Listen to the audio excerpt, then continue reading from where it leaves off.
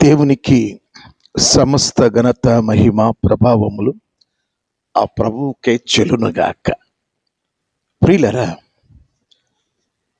పరిశుద్ధ గ్రంథంలో 650 భక్తుల యొక్క ప్రార్థనలు గ్రంథస్థము చేయబడ్డాయి. మన ప్రార్థన జీవితంలో కొంచెం మార్పు రావడానికి ప్రార్థన, ఉపవాస ప్రార్థన. మనం ఆదికాండం 4వ అధ్యాయం 26వ వాక్యంలో ప్రార్థన ప్రారంభించబడింది. ఆ ప్రార్థనతో ఆగిపోకుండా ఉపవాసం ఉండి ప్రార్థించినప్పుడు జయ జీవితం కలుగుతుంది అని ఆదికాండం 4వ అధ్యాయం 26వ వాక్యంలో ప్రార్థన ప్రారంభించబడి 400 సంవత్సరాల తర్వాత న్యాయాధిపతుల గ్రంథంలో 20వ అధ్యాయం 26వ వాక్యాన్ని మనం చదివినప్పుడు ఇశ్రాయేలీయులు ఉపవాసం ఉండి వారు జయ జీవితాన్ని పొందినట్టు మనం చూస్తాం. అక్కడ ఉన్న విషయాలన్నీ మనం ధ్యానం చేస్తే ఈ వీడియో లెంత్ ఎక్కువ అవుతుంది అన్న ఉద్దేశంతో ఉపవాస ప్రార్థన అక్కడ ప్రారంభించబడిన విషయం మాత్రమే మీకు చెప్పడం జరుగుతుంది. దేవుని ఉద్దేశం ప్రార్థనతో కాకుండా ఉపవాస ప్రార్థనతో మిళితము చేయబడి 650 ప్రార్థనల యొక్క భక్తుల యొక్క ప్రార్థనల యొక్క సారాంశం రాయబడి ఉన్నది. నా ఉద్దేశం ఏంటంటే మన ప్రార్థన కూడా ఆ భక్తులు చేసిన ప్రార్థనలో మేళవించబడి అద్భుతకరమైన దీవెనకరమైన ప్రార్థనా జీవితాన్ని కలిగి ఉండాలి అన్నది నా ఉద్దేశం. అయితే యెషయా గ్రంథం 58వ అధ్యాయాన్ని మనం చదువుకున్నప్పుడు ఉపవాస ప్రార్థన యొక్క ముఖ్య ఉద్దేశం, ప్రాముఖ్యం, అందులో ఉన్న ఆధ్యాత్మికమైన విషయాలను మనం ధ్యానం చేయొచ్చు. ఈరోజు మన ఆత్మీయ జీవితానికి ఈ 58వ అధ్యాయం యెషయా గ్రంథంలో ఉన్న విషయాలను మాత్రమే మీకు వివరిస్తాను. మనం 6 నుండి మన వరుసగా మనం చదువుకుంటే మనకు చాలా స్పష్టమైన విషయాలు మనకు దేవాతి దేవుని ఆత్మ ద్వారా బోధింపబడతాయి. ప్రియ దేవుని పిల్లలారా, నేను చదువుతున్నాను. దుర్మార్గులు కట్టిన కట్లను విప్పుటయు, కాడి మాను మోకులు తీయుటయు, బాధింపబడిన వారిని విడిపించుటయు, ప్రతి కాడిని వెరగొట్టుటయు నేను ఏర్పరచుకున్న ఉపవాసం కదా. ఈరోజు మనం అనుకున్నట్టు కాకుండా ఎదుటివారు చాలామంది కూడా ఏమవుతున్నారు తెలుసా? పాపములో ఉండి వారి యొక్క జీవితాలు నశించిపోతున్నాయి. అపవాది అనేక పాప దాస్యానికి అప్పగించి వారిని సమాధి వరకు కూడా పాపముతో కొనసాగిస్తున్న విషయాన్ని మనం చూస్తాం. నేను 116వ కీర్తనలో 16వ వాక్యాన్ని నేను మీకు చదివి వినిపిస్తాను. యెహోవా, నేను నిజముగా నీ సేవకుడను, నీ సేవకురాలి కుమారునై ఉన్నాను. నీవు నా కట్లు విప్పి ఉన్నావు. చాలామంది పాపపు కట్ల చేత బంధింపబడుతున్నారు. చాలాసార్లు ఏమంటారంటే, నేను మానేశానండి, కొన్ని శోధనల వల్ల తిరిగి ఆ చెడ్డ అలవాట్లు, దుర్వ్యసనాలు నేను తిరిగి ప్రారంభించానండి. చూశారా? మనిషి జీవితం రక్షణ పొందిన తిరిగి వారు ప్రారంభిస్తున్నారు ఆ క్రియలను. ఈ పాపాల నుండి ముందు విముక్తి చెందడానికి మనం సువార్త చెప్పవలసి ఉంది. ఇతరులకు మన ఆత్మీయ జీవితంలో మనం ఏ రీతిగా మార్పు చెందామో ఆ విషయాలను వారికి మనం చెప్పాల్సి ఉంది. 19వ కీర్తన 12వ వాక్యాన్ని నేను చదువుతున్నాను, చూడండి. తన పొరపాటులు కనుగొనగల వాడు ఎవడు? నేను రహస్యముగా చేసిన తప్పులు క్షమించి నన్ను నిర్దోషినిగా తీర్చుము. చూశారా? తన పొరపాటులు కనుగొనగలవాడు ఎవడు? నేను రహస్యముగా చేసిన తప్పులు క్షమించి నన్ను నిర్దోషినిగా తీర్చుము. చాలామంది రహస్యంగా పాపకార్యాలు చేస్తున్నారు, పొరపాటులు గ్రహించలేకపోతున్నారు. కనుక మనం ఆ కట్లను విప్పేటట్టుగా, నీవు నా కట్లను విప్పి ఉన్నావని దావీదు మహారాజు చెప్పినట్టు, మనము దేవుని ఆత్మ ద్వారా పాపముల చేత బంధింపబడిన ప్రతి ఒక్కరికి మనం దానిని గురించి సువార్త మనం చెప్పాలి. ఆ కట్లు విప్పబడేటట్టుగా మనము ప్రయత్నం చేయాలి. మొదట ఉపవాసానికి ముందు ఆ భారము, ఆ బాధ్యత మనం కలిగిన వారంగా ఉండాలి. యెషయా గ్రంథంలో అదే చెప్తున్నాడు. కడుపు మార్చుకోవడం కాదు, చాలామంది పాపముల చేత, అపరాధముల చేత చచ్చిన స్థితిలో ఉన్నారు, దానిలోండి విడిపించండి, వారు కట్లు విప్పబడాలి. ఈరోజు ప్రియ దేవుని పిల్లలారా, ఎంతమంది నీ ద్వారా పాపపు కట్లను తెంచుకొని బయటకు వచ్చినారు? ఒకసారి ఆలోచన చేయండి. మనం సువార్త సేవ మనం చేయవలసి ఉంది ప్రియులారా. ఇతరులకు మనం రక్షణ సువార్తను మనము చెప్పవలసి ఉంది. అది మన ఇంటి దగ్గర నుండి ప్రారంభం అవ్వాలి. మొదటిగా సోదరి రక్షణ పొంది ఉంటే ఆ ఇంటి వారందరినీ రక్షించుకోవాలి. సహోదరుడు రక్షణ పొంది ఉంటే ఆ ఇంటిలో ఉన్న వారందరినీ కూడా రక్షించుకోవాలి. ఇంటి దగ్గర నుంచి తీర్పు ప్రారంభమవుతుందని లేఖనంలో ఉంది. ప్రతి ఒక్కరూ రక్షణ పొందాలి. రక్షణ ప్రాముఖ్యత లేకుండగా మనం ఉపవాసము ఉండడం వల్ల ఏంటి ప్రయోజనమని దేవుడు ప్రశ్నిస్తున్నాడు. దుర్మార్గులు కట్టిన కట్లను విప్పుటయు, కాడిమాను మోకులు తీయుటయు, బాధింపబడిన వారిని విడిపించుటయు, ప్రతి కాడిని విరగొట్టుటయు నేను ఏర్పరచుకునే ఉపవాసం కదా. కాబట్టి ఉపవాసం అనగానే గోని పట్టు కట్టుకొని, తల మీద బూడిద పూసుకొని, వారి పాపాల గురించి వారి యొక్క దేవుని సన్నిధిలో అంగలార్పు వారు విడుస్తుంటారు. మీరు ముందు ఈ పని చేసి అనేకులను విడిపించండి. అనేక మంది బాధితులుగానే ఉండిపోతున్నారు, అనేక మంది పాప దాస్యంలోనే ఉండిపోతున్నారు. వారికి అపవాది కట్ల చేత బంధించి ఉన్నాడు. దాని నుండి విడిపించేటట్టు కనీసం కొంచెం పరిచర్య చేయండి, సువార్త పరిచర్య చేయండి, ఆ తర్వాత మీరు ఉపవాసం ఉండండి అని దేవుడు కోరుకుంటున్నాడు. అది ఒక స్టెప్ ఉపవాసం ఉన్న వారికి. సెకండ్ స్టెప్ చూడండి ప్రియులారా. సెకండ్ స్టెప్ ఏంటంటే 7-8 వాక్యాలు. యెషయా గ్రంథం 58వ అధ్యాయం 7-8 వాక్యాలు. నీ ఆహారం ఆకలి కొనిన వారికి పెట్టుటయు, నీ రక్త సంబంధికి ముఖము తప్పింపకుండుటయు, దిక్కుమాలిన బీదలను నీ ఇంట చేర్చుటయు, వస్త్రహీనుడు నీకు కనబడినప్పుడు వానికి వస్త్రములు ఇచ్చుటయు, ఇదే కదా నాకు ఇష్టమైన ఉపవాసము. నీ ఆహారం ఆకలి కొనిన వారికి పెట్టాలి. నీ ఆహారం ఆకలి కొనిన వారికి పెట్టాలి.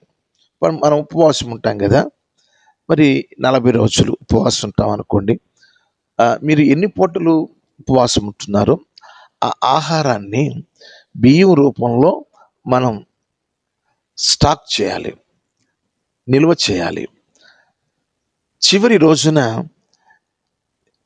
దేవుని మీద ఆధారపడి జీవిస్తున్న ఒక విధవరాలకో, లేకపోతే అనాథలకో, లేకపోతే మరి దేవుని కొరకు జీవిస్తున్న వారికి ఈ యొక్క బియ్యం మనం ఇచ్చినప్పుడు ఆ వాక్యం నెరవేరుతుంది. నీ ఆహారము ఆకలి కొనిన వారికి పెట్టాలి.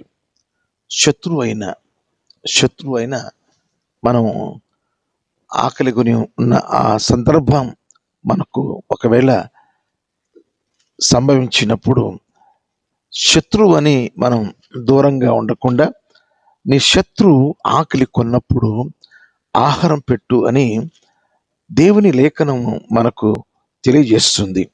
చూడండి, రోమిలకు రాసిన పత్రిక 12వ అధ్యాయం 20వ వాక్యం, 21వ వాక్యం. కాబట్టి నీ శత్రువు ఆకలి కొని ఉంటే అతనికి భోజనము పెట్టుము, దప్పికొని ఉంటే దాహమేమో. అలాగూ చేటు వలన అతని తల మీద నిప్పులు కుప్పగా పోయుదువు. కీడు వలన జయింపబడక మేలు చేత కీడును జయించుము. అంటే ఎవరు ఆకలి కొన్న వారికి ఆహారం పెట్టాలి. ఒక మంచి శ్రేష్టమైన మాట. అమ్మా ఆకలి అని మన ఇంటి దగ్గరికి వచ్చి అడుగుతున్నప్పుడు తప్పకుండా సాధ్యమైనంత వరకు మనం ఆహారం పెడతాం. దేవుడు మనకు ఆ మంచి మనస్సును మనకి ఇచ్చాడు. తర్వాత నీ రక్త సంబంధికి ముఖము తప్పింపకుండుటయు, ఒకే కంచంలో ఒకే మంచంలో మరి అక్క చెల్లెండ్రులు, అన్నదమ్ములు, వాళ్ళు రక్త సంబంధికులు పెరిగి పెద్ద అయిన తర్వాత, పెళ్ళిళ్ళు అయిన తర్వాత పక్కపక్కనే ఇల్లు ఉన్నప్పటికీ ఒకరి ముఖం ఒకరు చూపించుకోలేకపోతున్నారు. అపవాది అలా చేసేసాడు. ఈ ఇంటి కాకి ఆ ఇంటి మీద వాలేదానికి లేకుండా అలా ఒక విరుద్ధంగా ఏదో సందర్భాన్ని తీసుకొని ఇక మాట్లాడకపోవడం, ఇలాంటివి మరి మీరు పెట్టుకొని మీరు ఉపవాసం అలా మీరు చేయొద్దు. చెల్లెళ్లతో, అక్కలతో, అన్నలతో, తమ్ముళ్ళతో, వారి కుటుంబాలతో మీరు సంబంధం కలిగి ఉండాలి. అలా ఉన్నప్పుడే మీరు ఉపవాసము మీరు చేయాలి అని తన మంచి మనస్సును మనకు విప్పి మాట్లాడుచున్నాడు. తర్వాత దిక్కుమాలిన బీదలను నీ ఇంట చేర్చుకునుటయు.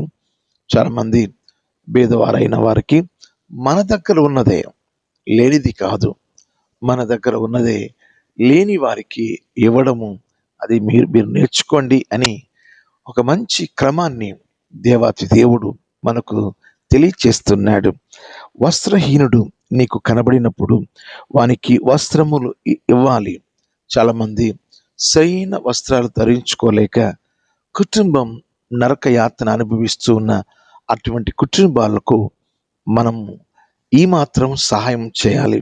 చాలామంది పిల్లలు మరి బట్టలు లేని పరిస్థితులు, ఇంటిలో త్రాగుపోతూ ఉంటే ఆ ఇంటి యజమాడు త్రాగుపోతాయి తన కడుపు దేవుడుగా భావించుకొని ఇక ఆ కుటుంబం నరకం అనిపిస్తుంటుంది, నరక యాత్ర అనిపిస్తుంటుంది.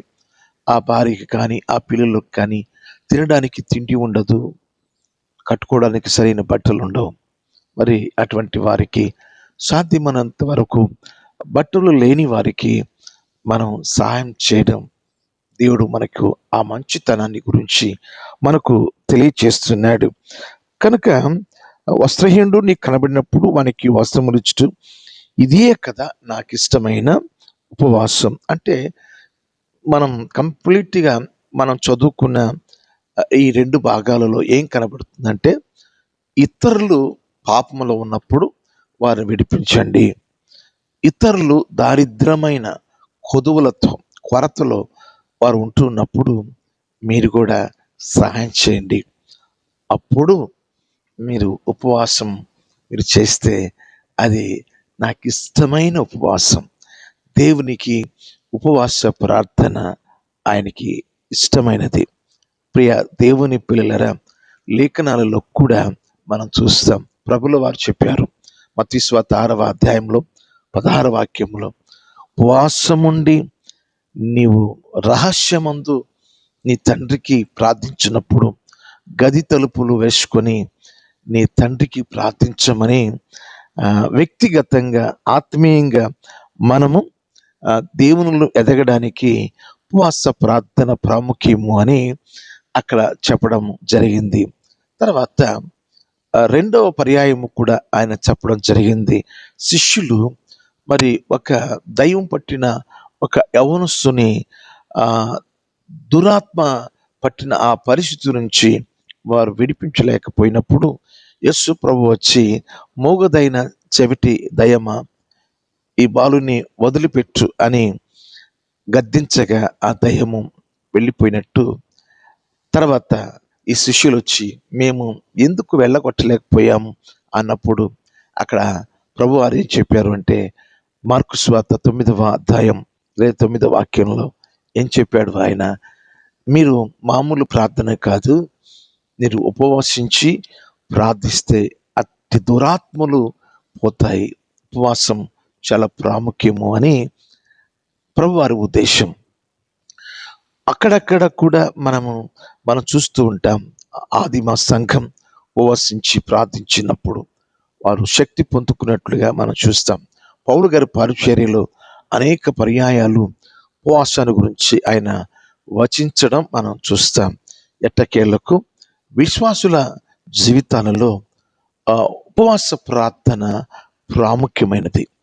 ఈ ఉపవాస ప్రార్థన ద్వారా కలిగే ప్రయోజనాలు, ఉపయోగాలు, లేకపోతే ఆశీర్వాదాలు, అది మనం నేర్చుకోవలసి ఉంది ప్రియులారా.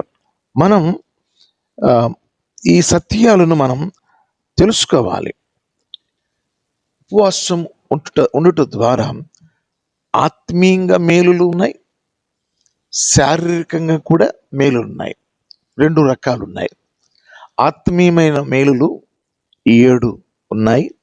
శరీర సంబంధమైన మేలులు అంటే డాక్టర్స్ ఇచ్చిన మరి ఆ స్టేట్మెంట్లు, వారు ఉపవాసం ఉంటే ఈ విధమైన మేలులు మీరు పొందుకుంటారని డాక్టర్స్ ఇచ్చిన ఆ యొక్క సలహాలు, వారు చెప్పిన మాటలు చివరిలో చెప్తాను. మరి ఆత్మీయంగా ఎవరైతే ఉపవాసం ఉంటారో వారికి కలిగే ప్రయోజనాలు ఒక 7 నేను ఇక్కడ వివరిస్తాను.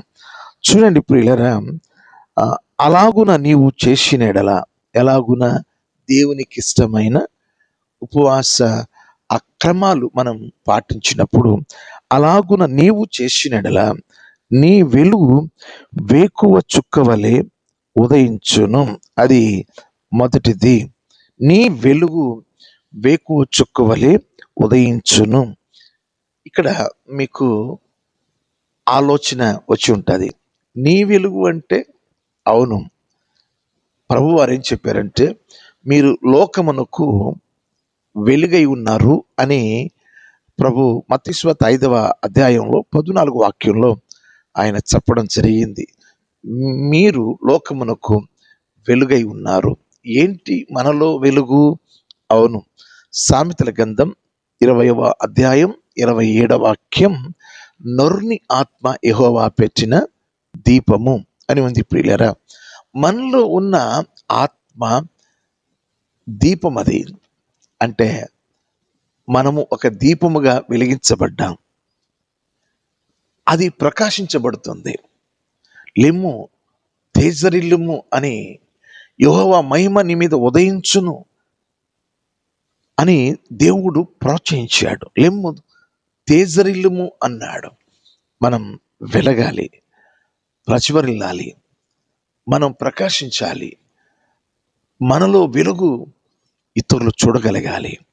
నరుని ఆత్మ యెహోవా పెట్టిన దీపం. 119వ కీర్తనలో 130 వాక్యంలో వాక్యము వెల్లడి అగుట తోడనే వెలుగు కలుగును. అది తెలివి లేని వారికి తెలివిని ఇచ్చును. వాక్యం మనలో వెలుగును పుట్టిస్తుంది. ఎవరి హృదయంలో దేవుని ఆత్మ వాక్యము చేత మిళితమై ఉంటుందో వారు ప్రకాశించబడతారు. అవును, బాప్తిస్మిచ్చి యోహాను గురించి ప్రభుల వారు చెప్పారు, మండుచు ప్రకాశించుచున్న దీపమై ఉన్నాడు అని. బాప్తిస్మిచ్చి యోహాను గురించి ప్రభువారు చెప్పిన సాక్ష్యం వాస్తవం. నీవు దేవుని వాక్యము చేత వెలగాలి. నా మాట అగ్ని వంటిది కాదా? దేవుని వాక్యం మనలో ఎప్పుడైతే ఉంటుందో మనం ప్రకాశించబడతాం. ఈరోజు ప్రియ దేవుని పిల్లలరా, దానియేలు గ్రంథంలో 12వ అధ్యాయం 3వ వాక్యం నేను చదువుతూ ఉన్నాను. బుద్ధిమంతులైతే ఆకాశ మండలములోని జ్యోతులను పోలిన వారై ప్రకాశించెదరు.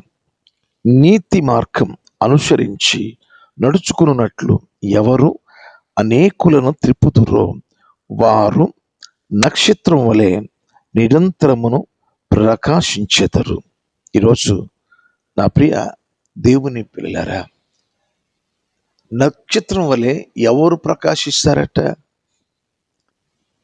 ఎంతమందిని నీతి మార్గంలో మనము నడిపిస్తామో, పాపములో నుంచి జీవమునకు పో మార్గములోకి ఎంతమందిని నడిపిస్తామో వారు ప్రకాశిస్తారు.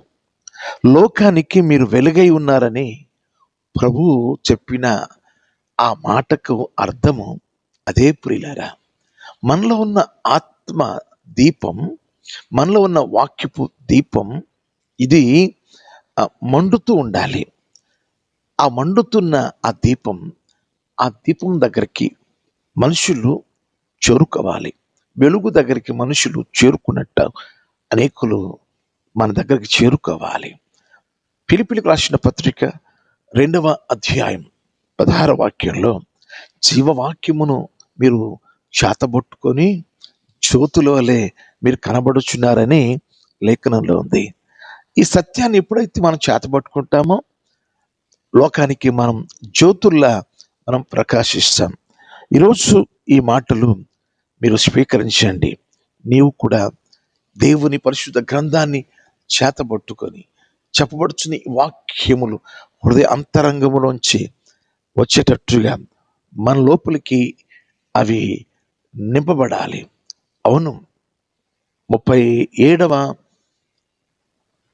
కీర్తన 31వ వాక్యంలో ఉన్న సత్యం ఏంటంటే, వారి దేవుని ధర్మశాస్త్రము వారి హృదయంలో ఉన్నది కనుక వారి అడుగులు జారు.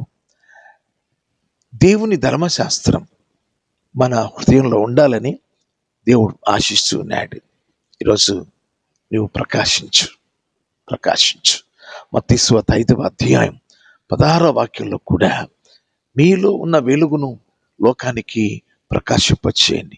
ఏంటి మీలో ఉన్న వెలుగు?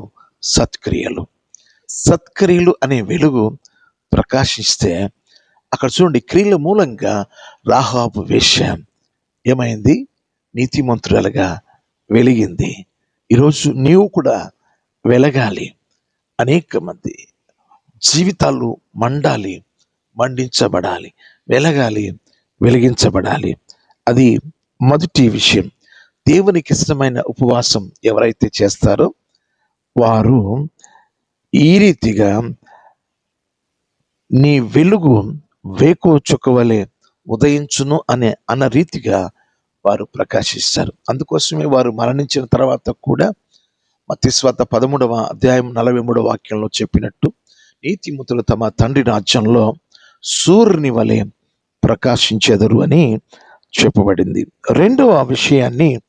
రెండవ ప్రయోజనం, ఉపవాసం ఉండడం వల్ల రెండవ ఆశీర్వచనం ఏమిటి అంటే, అక్కడ స్వస్థత నీకు శీఘ్రముగా లభించును. కొన్ని వ్యాధులు మొండిగా ఉంటాయి. ఎంత వైద్యము డాక్టర్లు చేసినా అవి లొంగవు, అవి మొండిగా ఉంటాయి మనలో. అయితే సాతానుగాడు పెట్టిన ఆ మొండి వ్యాధుల నుండి కేవలం ఉపవాసం ఉండి ప్రార్థించినప్పుడు అవి పోతాయి. ఎట్లా పోతాయట? శీఘ్రముగా పోతాయి, శీఘ్రముగా పోతాయి. ప్రియ దేవుని పిల్లరా, కొన్ని పాపముల ద్వారా కలిగిన ఆ, పాపాలు ద్వారా కలిగిన అనారోగ్యం, కొంతమంది చేతులారా తినకూడనివి తింటారు, చేయకూడని పనులు చేస్తారు, వాటి ద్వారా కొన్ని వ్యాధులు సంభవించబడతాయి. ఇర్మియా గ్రంథం అక్కడ ఉన్న మాట ఏంటంటే 30వ అధ్యాయం 17వ వాక్యంలో, నేను నీకు ఆరోగ్యం కలుగు చేస్తాను. ఎందుకు అక్కడ అనారోగ్యం కలిగిందంటే, నీవు నీ పాపముల చేత నీవు ఉన్నప్పుడు, నీ పాపముల చేత నీవు విస్తారంగా నువ్వు పాప కార్యాలు ఉన్నప్పుడు నేను నిన్ను కొట్టాను. అంటే పాపముల ద్వారా గాయపరచబడిన గాయాలు ఆత్మ సంబంధంగా దేవుడు బాగు చేస్తాడు. యెషయా గ్రంథంలో కూడా 1వ అధ్యాయం 6వ వాక్యంలో కూడా, ఇదిగో ఎక్కడ చూచిన పచ్చి పుండ్లు, పాపము చేత ఎక్కడ చూచిన గాయాలు, అవి పిండబడలేదు. మరి వాటి నుండి విముక్తి పొందాలి అంటే, ఇదిగో యేసయ్య పొందిన దెబ్బల చేత స్వస్థత ఉపవాస ప్రార్థనలో నీకు లభ్యమవుతుంది. తప్పకుండా నీకు దేవుడు స్వస్థతనిస్తాడు. అది 2వ ఆశీర్వాదం. దేవునికి ఇష్టమైన ఉపవాస ప్రార్థన ఎవరైతే చేస్తారో వారికి 3వ ఆశీర్వాదం, 3వ ప్రయోజనం, మేలు ఏంటి అంటే, నీ నీతి నీ ముందర నడుచును. అవును ప్రియులారా, మన పిల్లలు మనం ఏ రీతిగా జీవిస్తున్నామో, ఏ రీతిగా మనం బతుకుతున్నామో, ఆ నీతి మత్వాన్ని బిడలు చూస్తారు. వారు చూచి వారు చెప్పుచున్న మాటలు ఎలా ఉంటాయంటే, మా నాన్న నీతిగా జీవిస్తాడు, మా అమ్మ నీతిగా జీవిస్తుంది, వారు నీతితో మమ్మల్ని పెంచుతున్నారు. వారు చెప్పుచున్న మాటలను బట్టి, వారు నడిచిన తీరుతెన్నులను బట్టి బిడలే సాక్ష్యం ఇస్తారు. అవును ప్రియులారా, మనం ఎప్పుడైతే యేసుక్రీస్తు వారి కల్వరి రక్తంలో కడిగి, ఆ రక్తం ద్వారా యేసయ్య నీతి మనలోకి వస్తుంది. కొరింథీయులకు రాసిన 2వ పత్రిక 5వ అధ్యాయం 21వ వాక్యంలో, ఆయన తన రక్తము ద్వారా, తన శిలువ రక్తం ద్వారా మనకు తన నీతినిచ్చాడు. అందుకోసమే యేసుక్రీస్తు వారి రక్తంలో ఎవరైతే తమ పాపములను కడుక్కుంటారో, రోమీయులకు రాసిన పత్రిక 5వ అధ్యాయంలో 9వ వాక్యంలో, యేసు రక్తము వలన నీతిమంతులుగా తీర్చబడతారు అని అక్కడ ఉంది. యేసు రక్తం మనల్ని నీతిమంతులుగా చేసింది. అందుకోసమే వారు ఎంతటి పాపులైనా, ఎంతటి ఘోరమైన నేరస్తులైనా, దేవా నేను పాపిని అని ప్రభు పాదాల దగ్గర పడిపోయి, నన్ను కడుగయ్యా దేవా, నా యందు శుద్ధ హృదయం కలుగు చేయి అని ఎవరైతే ప్రార్థిస్తారో, ఆ రక్తం వారిని కడుగుతుంది, ప్రక్షాళనం చేస్తుంది. యేసు రక్తం ప్రతి పాపం నుండి మనలను పవిత్రులుగా చేస్తుంది. అందుకోసమే ఉపవాస ప్రార్థనలో కలిగే ఈ ఆశీర్వాదం, నీ ముందర నీతి నడుస్తుంది అని రాయబడిన మాట. నీ నీతి నీ ముందర నడుస్తుంది. ప్రియ దేవుని పిల్లలారా, బైబిల్లో సామెతల గ్రంథం 11వ అధ్యాయంలో 4వ వాక్యంలో, ఉగ్రత కాలమందు నీ ఆస్తి అక్కరకు రాదు, నీతి మరణం నుండి రక్షించును. అవును, మన దేవుడు నీతిమంతుడు. ఆ నీతిమంతుడు మనలను తన రక్తం ద్వారా కడిగి నీతిమంతుల స్వాస్థ్యములోనికి మనల్ని చేర్చుకుంటున్నాడు. కాబట్టి పరలోక రాజ్యంలో నీతి నివసిస్తుందని పేతురు రాసిన 2వ పత్రిక 3వ అధ్యాయం 13వ వాక్యంలో ఉంది. ఆ నీతి మనల్ని ఎక్కడ పాపము చేయనివ్వదు. మనలను నష్టపోయిన నీతి కొరకే జీవించమని నేర్పుతుంది. మీకు ఒక విషయం చెప్పనా? 15వ కీర్తనలో ఒక మర్మము చెప్పబడింది. అది ఏమిటి అంటే, నేను మొదటి 2 వాక్యాలు చదువుతున్నాను. యెహోవా నీ గుడారములో అతిథిగా ఉండదగిన వాడు ఎవడు? నీ పరిశుద్ధ పర్వతం మీద నివసింపదగిన వాడు ఎవడు? యథార్థమైన ప్రవర్తన కలిగి నీతిని అనుసరించుచు హృదయపూర్వకముగా నిజము పలుకువాడి. యెహోవా నీ గుడారం పరదేశు. యెహోవా నీ పరిశుద్ధ పర్వతం మీద నిలవదగిన వాడు ఎవడు? నివసింపదగిన వాడు ఎవడు? యెహోవా పర్వతము అంటే సియోను పట్టణం, అంటే దేవుడు నివసించే పట్టణం. ఇక్కడ యథార్థమైన ప్రవర్తన కలిగి నీతిని అనుసరించు హృదయపూర్వకముగా నిజం పలుకువాడి పరలోకానికి వెళ్తారు. నా ప్రియ దేవుని పిల్లలారా, నీతిమంతులు ఏది చేసినా ఆయనకి సంతోషకరమే. అది 3వ ప్రయోజనం, మేలు, ఆశీర్వచనం. తర్వాత 4వది, యెహోవా మహిమ నీ సైన్యపు వెనుకటి భాగమును కావలి కాయును. యెహోవా మహిమ నిన్ను చుట్టుకుంటుంది, నిన్ను ఆవరిస్తుంది. ప్రార్థించే వారి దగ్గర, ప్రార్థన చేసే వారి దగ్గర దేవుని మహిమ తాండవిస్తుంది. ప్రవక్త అయిన ఎలీషా గారు శత్రువులు పట్టుకు వెళ్ళడానికి వచ్చినప్పుడు ఎలీషా చుట్టూ అగ్ని రథాలు, అగ్ని గుర్రాలు, అగ్ని పర్వతాలు చుట్టుముచ్చి ఉన్నాయి. శత్రువు ముట్టలేకుండగా గెహాజీకి ప్రార్థించి చూడమన్నాడు. చుట్టూ వారు ఉన్న ఆ స్థలం చుట్టూ కూడా అగ్ని చేత ఆవరించి ఉంది, దేవుని మహిమ చేత ఆవరించబడింది. అంటే యెహోవా యందు భయభక్తులు కలిగిన వారి చుట్టూ ఆయన దూత కావలిగా ఉండి వారిని రక్షించును. కాలికి రాయి తగులకుండా దేవదూతలు ఎత్తి పట్టుకుంటారు. భక్తుల చుట్టూ దేవుని మహిమా స్వరూపులైన దేవదూతలు మన చుట్టూ ఉంటారు. ఎంత అద్భుతం! ఎప్పుడైతే దేవునికి ఇష్టమైన ఉపవాసం మనం చేస్తామో ఇటువంటి కార్యాలు దేవుడు జరిగిస్తున్నట్టు మనం చూస్తున్నాం ప్రియులారా. తర్వాత 5వ ఆశీర్వాదం, అప్పుడు నీవు పిలువగా యెహోవా ఉత్తరమిచ్చును, నువ్వు మొర్ర పెట్టగా నేను ఉన్నాను అనును. అంటే 58వ అధ్యాయం యెషయా గ్రంథం 9వ వాక్యం అది. అప్పుడు నీవు పిలువగా యెహోవా ఉత్తరమిచ్చును, నీవు మొర్ర పెట్టగా ఆయన నేను ఉన్నాను. నిజంగా నేనున్నానయ్యా, నేనున్నా.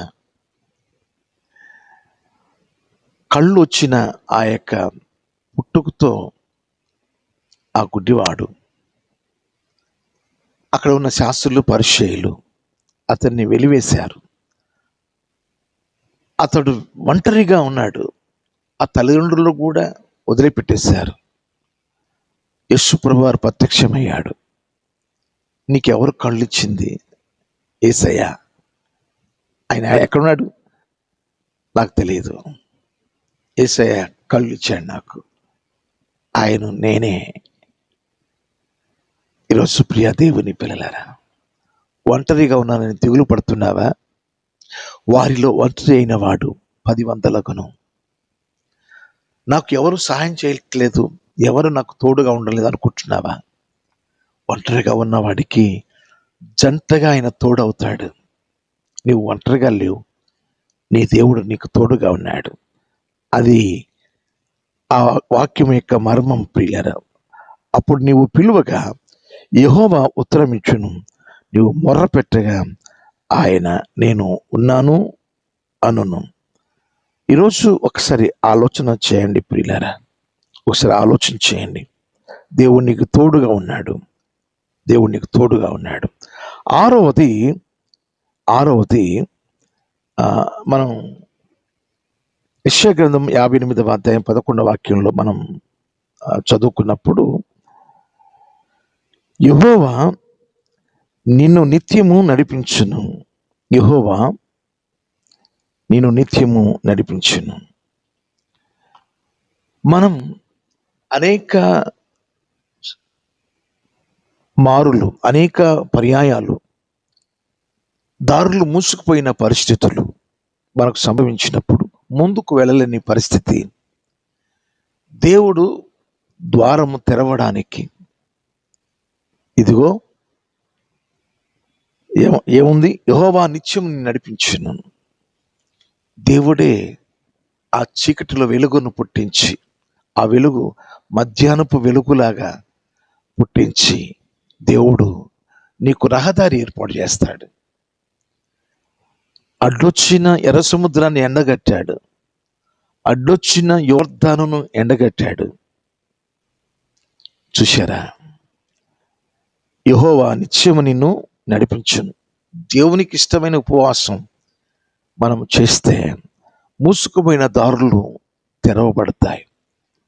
నేను కట్టలేకపోయానండి, నేను ఇతరులకు ఇవ్వలేకపోయానండి.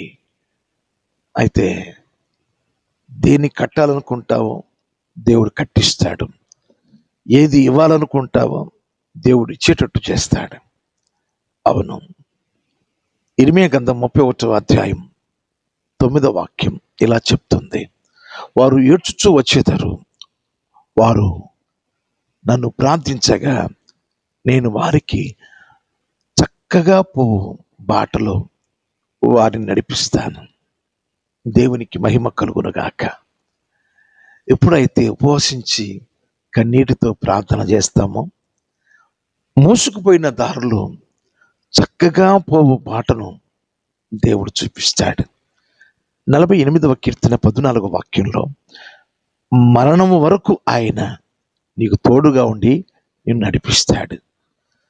మత్తయి సువార్త 28వ అధ్యాయంలో 20వ వాక్యంలో, యుగ సమాప్తి వరకు సదాకాలం మీతో కూడా ఉంటానని శిష్యులతో చేసిన వాగ్దానం మనం సొంతం చేసుకుంటాం.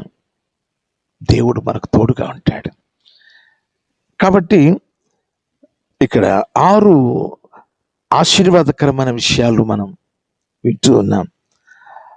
క్షామకాలమున ఆయన నిన్ను తృప్తిపరచి నీ ఎముకలను బలపరచు. దాంతోపాటు ఈ ఆశీర్వాదం కూడా దేవుడు ఇస్తున్నాడు. 7వ ఆశీర్వాదం, నీవు నీరు కట్టిన తోట వలెను, ఎప్పుడు నువ్వు ఉబ్బుకుచుండు నీటి ఊట వలెను ఉండెదవు. దేవునికి మహిమ కలుగునుగాక. నీరు కట్టిన తోట పచ్చగా ఉంటుంది, పూలతో ఉంటుంది, ఫలములతో ఉంటుంది. దేవునికి స్తోత్రం. నువ్వు ఫలించి అభివృద్ధి చెందమన్నాడు ఆది కాండంలో. అదే కంటిన్యూషన్ చేశాడు ప్రకటన గ్రంథం వరకు. ఆయన ఫలింపునే చూస్తాడు. మనం ఫలించాలి, మనము పచ్చగా ఉండాలి, మనము దీవెనకరంగా ఉండాలి, మనము ఫలిస్తూ ఉండాలి. తన బిడ్డలు ఎప్పుడు కూడా ఎక్కడ ఎండగట్టడు, వదిలిపెట్టడు. మనుషులు ఏం చేస్తున్నారంటే దేవుణ్ణి మరచి తిరుగుతున్నారు, దేవుడు లేడని ధిక్కరిస్తున్నారు. మనం ఏం చేయలేం. దేవుని పిల్లలమైన మనం పచ్చగా ఉండాలి, పచ్చగా ఉండాలి. అప్పుడు ఆ పచ్చదనం చూసి మారేవారు మారుతారు. 2వ మాట, ఎప్పుడు నువ్వు ఉబ్బుకుచుండు నీటి ఊట వలె ఉంటావు. ఇది కొంచెం మీకు వివరించవలసి ఉంది ప్రియులారా. ఎందుకంటే 36వ కీర్తన 9వ వాక్యంలో, నీ యొద్ద జీవపు ఊట కలదు అని రాయబడి ఉంది. నీ దగ్గర జీవపు ఊట ఉంది. మరి ఈ ఊట మనకు ట్రాన్స్ఫర్ చేస్తున్నాడు. నీవు ఎలా ఉంటావో తెలుసా? ఉబ్బుకుచుండు నీటి ఊట వలె ఉంటావు నీవు. ఏంటి? దేవుడు ఊట కదా, మనల్ని కూడా ఊటలాగా మార్చేస్తాడు. ఇక్కడ యోహాను సువార్త 4:14 వాక్యంలో ఆ సమరయ స్త్రీతో చెప్పిన మాట, నేను ఇచ్చు నీళ్లు త్రాగువాడు ఎప్పుడు కూడా తప్పికొనడు, నేను వానికి ఇచ్చు నీళ్లు నిత్య జీవమునకై వానిలో ఊరిడి నీటి బొగగా ఉండునని ఆమెతో చెప్పాను. ఆయన మాటలు ఊట, జీవపు ఊట ఆయన మాటలు. ఆయన మాటలు మన లోపలికి ఎప్పుడైతే వస్తాయో మనం కూడా, చూడండి ప్రియులారా, సామెతల గ్రంథం 10వ అధ్యాయం 11వ వాక్యంలో ఉంటుంది, నీతిమంతుల నోరు జీవపు ఊట. ఆ ఆశీర్వాదం ఎప్పుడైతే పొందుకుంటామో, ఆ సమరయ స్త్రీ ఊరందరినీ కూడా ఆ జీవపు ఊట అనబడే తన నోటి ద్వారా వారందరినీ నింపేసింది. యేసు ప్రభువుని వారిని లోకరక్షకునిగా సొంతం చేసుకునేటట్టుగా చేసింది. ఈరోజు నీ నోరు కూడా జీవపు ఊటగా ఉండాలని దేవుడు ఆశిస్తున్నాడు. యోహాను సువార్త 7వ అధ్యాయం 38వ వాక్యంలో, నా యందు విశ్వాసం ఉంచు వాడు ఎవడో లేఖనములు చెప్పినట్టు వాని కడుపులో నుండి జీవజల నదులు పారునని బిగ్గరగా చెప్పాను. దేవునికి మహిమ కలుగునగాక. నా యందు విశ్వాసం ఉంచు వాని యొక్క కడుపులో జీవనదులు పారుతుంది. అంటే పరిశుద్ధాత్మ అనుభవాలు, పరిశుద్ధాత్మ శక్తి కార్యాలు హృదయపు అడుగు భాగములోంచి దేవుడు పుట్టిస్తాడు. మంచిది ప్రియులారా, మీరు చాలా శ్రేష్టమైన విషయాలను మీరు విన్నారు కనుక ఇంతవరకు మన జీవితాలు నిజముగా దేవునికి ఇష్టమైన ఉపవాస ప్రార్థన ఎప్పుడైతే మనం చేయగలుగుతామో, ఈ ఆత్మ సంబంధమైన ఈ 7 ఆశీర్వాద ప్రయోజనాలు, మేలులు మనము అనుభవిస్తాం. ఈ ఆత్మ సంబంధమైనవి మనం విన్న విషయాలు అయితే డాక్టర్లు కూడా మీరు ఉపవాసం ఉంటే ఈ విధమైన మేలులు మీకు జరుగుతాయని వారు కూడా చెప్పడం జరిగింది. అవి చెప్పిన తర్వాత నేను ముగిస్తాను. చూడండి ప్రియులారా, ఒకటి డాక్టర్స్ చెప్పిన మాటలు, ఎవరైతే ఉపవాసం ఉంటారో ఒకవేళ స్థూలకాయులుగా ఉంటే, అంటే లావుగా ఎవరైతే ఉంటారో, నేను లావు తగ్గట్లేదని ఎవరైతే ఉంటారో, రోజుకి ఒక పూట అది కంటిన్యూగానే మనం చేసుకుంటూ పోతే ఒక 40 రోజులు 50 రోజులు రోజుకు ఒక పూట లేకపోతే 2 పూటలు కాస్త ఆరోగ్యవంతులుగా ఉండగలిగితే ఏం జరుగుద్ది అంటే, లోపల ఉన్న ఈ కొలెస్ట్రాల్ అన్నీ కూడా కొవ్వు కరిగిపోయి వారు బరువు తగ్గుతారు. ఎప్పుడైతే మనం బరువు తగ్గుతామో అనేక రుగ్మతులు, వ్యాధులు దూరం అవుతాయి. కొన్ని వ్యాధులు మన నుండి దూరం అయిపోతాయి. అది బరువు తగ్గుతారు ఉపవాసం ఉండడం వలన. రెండవది మెరుగైన జీవక్రియ ప్లస్ ఇన్సులిన్ నియంత్రణ. ఇన్సులిన్ సెన్సిటివిటీని పెంచడం ద్వారా రక్తంలో చక్కెర స్థాయిలను నియంత్రిస్తుంది. నేను ఇప్పటి వరకు కూడా నాకు ఈ విషయం తెలియదు. డాక్టర్స్ చెప్పిన ఈ విషయం నేను విన్న తర్వాత నేను చాలా సంతోషించాను. కాబట్టి షుగర్ వ్యాధిగ్రస్తులు ఒక పూట ఉపవాసం చేస్తే ఇన్సులిన్ కంట్రోల్ అవుతుంది, నియంత్రణ అవుతుంది, షుగర్ కంట్రోల్ అవుతుంది అని డాక్టర్స్ మెరుగైన జీవక్రియ వారిలో జరుగుతుంది, ఉపవాసం ఉండడం మంచిది అని షుగర్ వ్యాధిగ్రస్తులకు కూడా చెప్పడం జరిగింది. మూడవది శరీర నిర్విషీకరణ, డెటాక్సిఫికేషన్. అంటే కణాల పునరుద్ధరణ అంటే మన శరీరంలో చెడ్డ కణాలు పుడతాయి, అంటే హానికరమైన కణాలు. ఈ ఉపవాసములో ఒకవేళ క్యాన్సర్ కణాలు పుట్టిన, క్యాన్సర్ సంబంధించిన ఎక్కడో బలహీనత ఉన్న ఈ యొక్క ఉపవాసములో కొత్త కణాలు పుడతాయి. అంటే ఈ చెడ్డ కణాలు తొలగింపబడి, ఈ చెడ్డ కణాలు పోయి మనకు ఆరోగ్యవంతమైన కొత్త కణాలు ఉపవాస ప్రార్థనలో, ఉపవాసంలో మనకు దేవుడు ఇస్తాడని డాక్టర్స్ ఇచ్చిన స్టేట్మెంట్. 4వది, మెదడు ఆరోగ్యంగా ఉంటుంది. మెదడు ఆరోగ్యంగా ఉంటుంది. మానసిక స్పష్టతను, మెదడు పనితీరును మరియు జ్ఞాపక శక్తిని మెరుగుపరుస్తుంది. మానసిక రుగ్మత నుండి మనం బాగైపోతాం. అంటే చాలామంది మతి మరుపు, చాలామంది ఏం మాట్లాడతారో ఒకసారి తెలియదు. అటువంటి వాటి నుండి విడుదల కలుగుతుంది రోజుకి ఒక పూట ఉపవాసం చేయగలిగితే.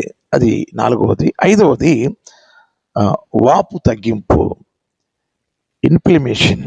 వాపు తగ్గింపు అంటే చాలామంది ఎప్పుడు వాచే ఉంటాయి, వారి పాదాలు కానీ వారి శరీరం వాపు ఉంటుంది. దీర్ఘకాలిక వ్యాధులను తగ్గించడం ద్వారా వ్యాధుల నుండి రక్షిస్తుంది. ఎప్పుడైతే ఈ వాపు తగ్గుతుందో, ఈ ఉపవాసం చేసిన వారికి వాపు తగ్గుతుంది. అంటే ఒక పూట కాదండి, కనీసం కొంతకాలమైన రోజుకు ఒక పూట ఉపవాసం మనం చేసినప్పుడు దీర్ఘకాలిక సంబంధమైన వ్యాధులు మొట్టుమాయం అవుతాయి. 6వది, గుండెకు ఆరోగ్యం. ఉపవాసం ఎవరైతే చేస్తారో గుండె కూడా ఆరోగ్యంగా ఉంటుంది. రక్తపోటు, కొలెస్ట్రాల్ మరియు విశ్రాంతి హృదయ స్పందన రేటును, అంటే ఒత్తిడిని తగ్గించడం ద్వారా గుండెను ఆరోగ్యంగా మెరుగుపరుస్తుంది. కనుక గుండెకు ఆరోగ్యం ఇస్తుంది ఈ యొక్క ఉపవాసం. 7వది, చివరిది, దీర్ఘాయువు కలుగుతుంది. ఎక్కువ కాలం బతుకుతారట. ఉపవాసం చేసేవారు ఎక్కువ కాలం బతుకుతారట. ఇది వైద్య నిపుణులు, డాక్టర్స్ ఇచ్చిన స్టేట్మెంట్స్ ఇవి. ఎవరైతే ఉపవాసం చేస్తారో ఏ విధమైన మేలులు వారికి జరుగుతాయి అని వారు చెప్పడం జరిగింది. అయితే ఇప్పుడు ఆత్మీయమైన మేలులు మీకు చెప్పడం జరిగింది, శారీరకమైన మేలులు కూడా మీకు చెప్పడం జరిగింది. అయితే ఇప్పుడు మనం ఏం చేయాలి? యోవేలు గ్రంథం 2వ అధ్యాయం 12వ వాక్యంలో, ఇప్పుడైనను మీరు ఉపవాసం ఉండి కన్నీరు విడుచుచు దుఃఖించుచు మనపూర్వకముగా తిరిగి నా యొద్దకు రండి. ఇది యెహోవా వాక్కు. ఎప్పుడైనా ఉపవాసం చేయండి, ఇప్పుడైనా మీరు ఉపవాసం ఉండండి అని ఆహ్వానం పలుకుతున్నాడు దేవుడు. చేద్దామా? కొంత సమయం తీసుకుందాం. ఒక వారము, 10 రోజులు, నెల రోజులు కంటిన్యూగా రోజుకు ఒక పూట ఉపవాసం ఉండి మనము ప్రార్థనలో గడపగలిగితే, నేను చెప్పాను కదా దేవునికి ఇష్టమైన ఉపవాసము అని. దేవునికి ఇష్టమైన ఉపవాసం ఎవరైతే చేస్తారో వారి జీవితంలో గొప్ప అద్భుత కార్యాలు, ఆశ్చర్య కార్యాలు మనము చూడగలుగుతాం. ప్రియులరా, యెహోషాపాతు అనే యూదా రాజు ఆయన ఉన్నాడు. ఆయన 3 సైన్య సమూహాలుగా శత్రువులు చుట్టుముట్టారు. ఆయన చెప్పిన మాట ఏంటంటే, మనం పోట్లాడవలసిన అవసరం లేదు, రేపు మనం ఉపవాస ప్రార్థన చేద్దాం అంతే. యెహోషాపాతు చెప్పిన ఆ మాటను బట్టి యూదా వారందరూ ఉపవాసం ఉన్నప్పుడు, ఆ ఉపవాసంలో వారు ఆరాధన చేస్తున్నారు. ఆ గాయకులు స్తుతి ఆరాధన చేస్తున్న సమయంలో మాటుగా ఉన్న ఆ శత్రువులు 3 సైన్యాలు కదా, ఒకరికొకరు తెలియకుండగా ఒకరికొకరికి తెలియకుండా పొడుచుకొని చచ్చిపోయారు. వారు వచ్చినట్టు వచ్చి వారికి వారి పొడుచుకొని చచ్చిపోయారు. ఉపవాసంలో ఇంత శక్తి ఉంటుంది. నీ మీదికి లేచిన ఏ శత్రువు అయినా తిట్టవలసిన పని లేదు, పోలీస్ స్టేషన్కి వెళ్ళవలసిన అవసరం లేదు, కోర్టుల చుట్టూ మనం తిరగవలసిన అవసరం లేదు. ఉపవాసం అండి స్తుతిస్తే చాలు, శత్రువు ఓడిపోతాడు, పారిపోతాడు. భక్తులు అలా చేశారు, ఉపవాసముని ప్రార్థన చేశారు, వారికి అద్భుతమైన విజయం కలిగినది. అవును, దేవుడు మన పక్షంగా ఉండ, ఎవరి పక్షంగా ఉంటాడు ఆయన? నీవు దేవుని పక్షంగా ఉండి ఉపవాసం అండి ప్రార్థిస్తే శూర కార్యాలు, సాహస కార్యాలు దేవుడు జరిగిస్తాడు. May God bless you. మెండారుగా దేవుడు మిమ్మను దీవించునుగాక. ఆమెన్. God bless you. వందనాలు. Thank you.